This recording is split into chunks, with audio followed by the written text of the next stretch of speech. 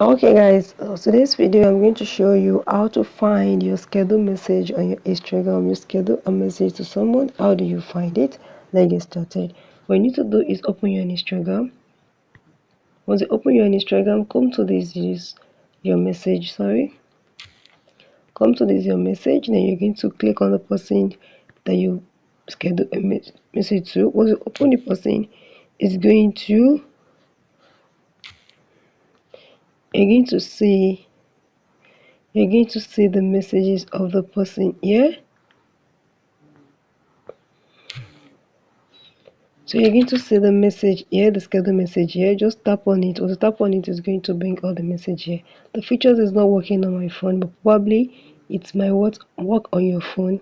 Once you're able to schedule a message, you're going to see it pop out here. Then you're able to just click on it. Then you're going to see all the information, all the details of the message.